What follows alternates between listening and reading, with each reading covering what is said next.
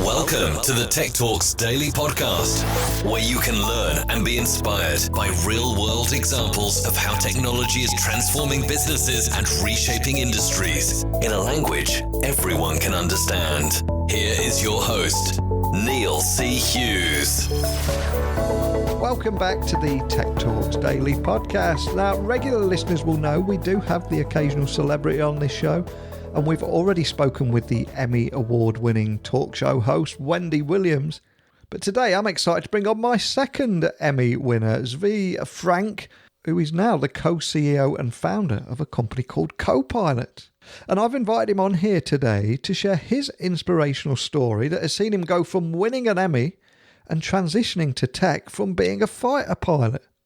We're also going to talk about Copilot, which I believe offers consumer electronics companies, both large and small, the ability to gather, analyse and segment critical user data directly from a connected device, whether that be an app or direct connection to the cloud. But then act that data automatically through a powerful engagement platform. I'm intrigued. There seems to be a lot going on here, especially because Copilot also allows you to learn how customers are using IoT and consumer products, but then take action on how to improve that product experience and ultimately increase engagement. So if you're as intrigued as I am about this one, let me beam your ears all the way back to the US so we can speak with Zvi Frank, co-CEO and founder of Copilot, and get him on the podcast now. So a massive warm welcome to the show, Frank. Can you tell the listeners a little about who you are and what you do? Sure. Well, first, thank you for having me here on the talk. My name is Zvi Frank. I am currently the co-CEO of a company named Copilot, which basically operates in the world of consumer electronics, which is undergoing some great changes, which I'm sure we're going to be talking about. We sure will. And you're also the second Emmy Award winner that we've had on this podcast after Wendy Williams, the talk show host. But can I ask that you share your personal story and how you went on to win an Emmy? Well, you got me there. I, in my other life or previous life, I used to also do documentary movies. It's actually something I got together with my wife. She came as a reporter and she had a career in documentary. When I was running my previous company out of Cambridge, Massachusetts, she went to Harvard, and we came across a message or a post by one of the students trying to sell her eggs, nonetheless, for a lot of money, because her eggs are, Harvard student eggs, which is interesting in it for itself. And that kind of sparked the whole thinking around, I'm coming from technology, and technology enables a lot of things to actually happen in the world of, fertility, sperm donation, egg donation, IVF, surrogacy. And we got intrigued with the idea of the supply side, the business side of it, which is usually not talked about. So we went out and did a movie together named Google Baby, which basically covers the supply side of human reproduction, people selling and making a living off of all those different pieces, which I highly recommend. So this is how that happened to me. Brilliant. And I've got to ask, though, what made you transition to technology from being a fighter pilot before, I believe? Well, that's true, too. I spent a decade in fighter jets, and I, quite honestly, there was no lack of excitement. I can tell you that. You get a lot of it in high tech, but that wasn't the reason. I think it had more to do with creativity and imagination. Working in a big organization such as an Air Force, you're somewhat confined in that sense, and I was really looking for a way to express myself and quite honestly to be independent. This was a big thing on my agenda, so I transitioned to high tech and basically started my first company there. For people just tuning in and hearing about Copilot, which is where you're at the moment, can you tell us a little bit about that and the kind of problems that you're solving? Absolutely. Copilot is, first things first, is an automated customer experience platform focused on consumer electronics. Now, I'll say what that means. It basically is a type of a CRM that's focused on consumer electronics. And I think in order to understand why is that all necessary, one needs to understand that there's been a significant paradigm shift. Again, technology kind of changes our lives. A few years ago, if you had kind of bought whatever consumer electronics product, brought it back home, out of the box would fall this postcard, that piece of paper with a warranty that you probably never really sent and you feel a little bit guilty about. That was more or less the only interaction you might have had with a company that sold you that device. Yeah. With the advent of IoT in consumer electronics, those companies find themselves in direct contact for the first time with their users. They know a lot about the devices, but they can also know a lot about their users, and they have a way to communicate with them. So all of a sudden, they meet their user base, and there's something to be done with it. There's a huge potential around this. Now, bear in mind that the good old CRM doesn't apply here, it doesn't work, because whatever was right for B2B, having a person with a CRM that actually contacts a customer that might be happy or not happy, had a problem or what have you, or a business opportunity, in consumer electronics, this does not fly. There are just too many endpoints, and it has to be automated. So basically what Copilot does is it collects data from the devices and users. It drives the conclusions. It analyzes it and kind of makes its own conclusions about the status of the users and the devices. And then it applies communication to the end user based on the specific situation. It might be solving a problem. If he brought this thing home and it doesn't work well, the onboarding doesn't finish well, or he really never got into a good pattern of use. So he'll be contacted automatically, and so we'll try to solve his problem. Or if he's very happy, we might offer him some accessories, or maybe offer a friend, or a lot of things you can do with happy users. So, but I think the crux of it is that in the world of consumer electronics, this needs to be automated, and that's what Copilot really does. And I've got to ask, of course, presumably the name came from your experience as a pilot, is that right? Well, guilty again. This obviously has some connection, but the real the logic behind it comes from aviation, but from civil aviation. If you get into a cockpit, you'll find that there's two seats there, and the guy sitting on the right is the co-pilot, and his job is basically doing a lot of things for the captain. He has all the responsibilities, and the co-pilot is helping him. One of the things that usually is being done by Copilot, for instance, is communications, so the whole radio and stuff of this sort. So if you are launching a product into the market, there's a lot of resemblance to kind of a sortie. He has to go out, and then he needs to kind of rise and get a lot of audience and people using it and the whole lot. And we position ourselves in kind of the right seat. We're going to be helping you, offloading some of the burden, doing a lot of the communications for you. So this is kind of the logic. But obviously, we took this thing and ran with it, because we spent too many years in cockpits anyway. So we figured just a few more. And combined with spending too many years in the cockpit, was there anything else that inspired you to take Copilot forward? I've got a feeling there must be a story there. Well, the reality of it is that there was a moment I was engaged in some other business that had more kind of a service side to it, building, this kind of solutions to significant sized companies. But there's a moment of epiphany. I think it was like 3 or 4 years ago. I was in one of those big trade shows in Vegas, and it just dawned on me that there are so many exhibitors there for consumer electronics, but the vast majority are not huge companies anymore. And the thing that basically made this happen is the fact that there's a lot of manufacturing offshore. So you might be a 10, 20, 50, 100 employee company out of Boston or wherever, and you might be pushing a lot of product out the door because you have 1 or 2 people in China and you don't have a plant. It's all outsourced.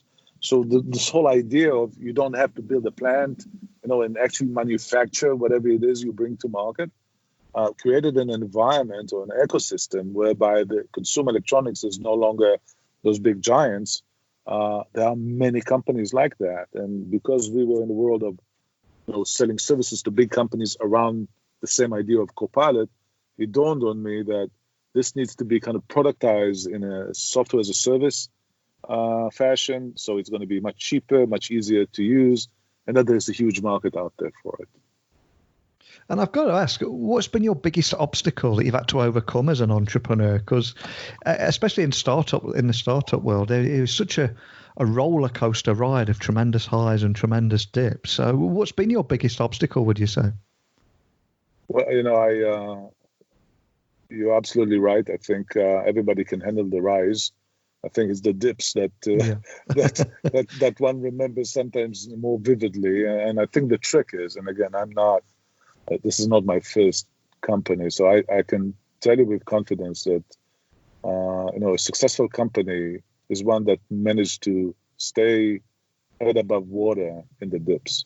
And this, maybe it sounds a little bit abstract, but every company would go through its crises, and the skill there, or the ability there, is to keep the company afloat, to stay in the game, if you like, in order to be able to change the odds and kind of move on forward. Many companies need to reinvent themselves in different ways, and I've went through with companies in my life situations that are tough that way. If you want one kind of salient example, although by no means the only one, is I was at the point of being looked at to be acquired by Microsoft in my previous company, and they announced that they're going to buy a company in that field. This was enterprise conferencing at the time, and we were pretty sure it's either us or another company I won't name.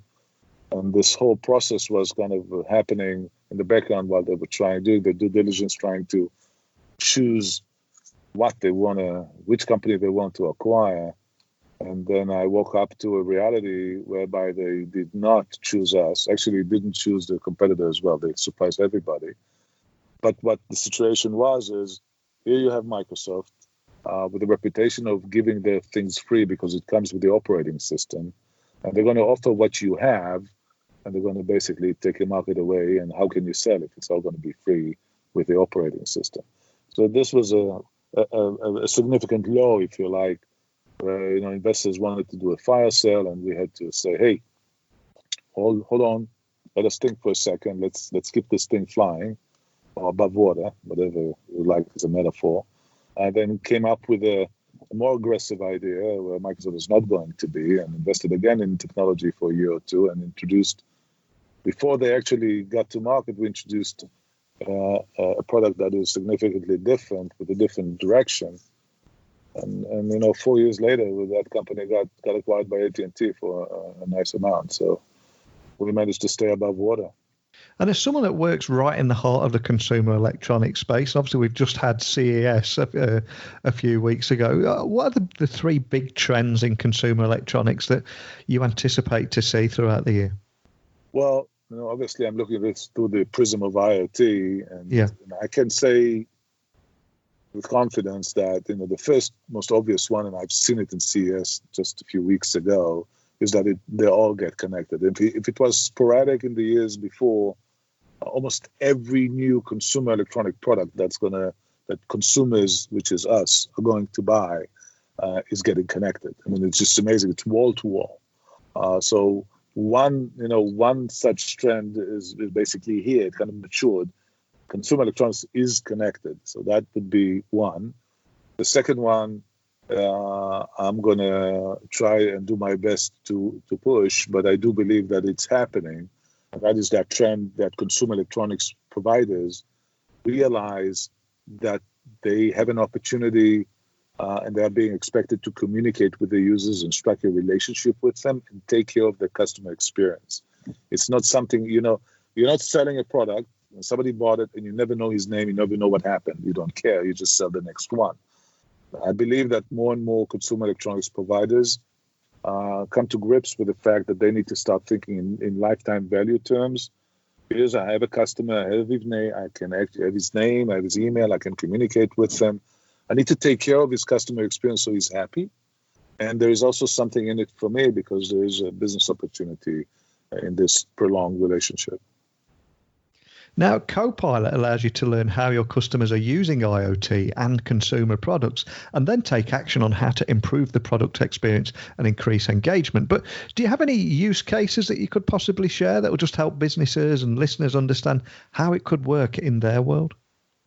Yeah, absolutely. I mean, I can name more than one, product that is using Copilot that actually, and we help them overcome significant issues. I mean, one of the things people are not aware of is the number of users that actually don't cross what we call the onboarding chasm, because together with a smart device or a connected device comes the need to actually do something more when you bring it home. Download the app, pair it with a device, or maybe Alexa needs to talk to it. There's another stage that kind of comes into play here, and that stage, there's a significant percentage of people that actually fail to go through it. And we have different examples of we catch those all of a sudden. By the way, when it's connected, people are being exposed, or the manufacturers are being exposed to the fact that there are so many people that are not actually getting to use the product. So that would be one.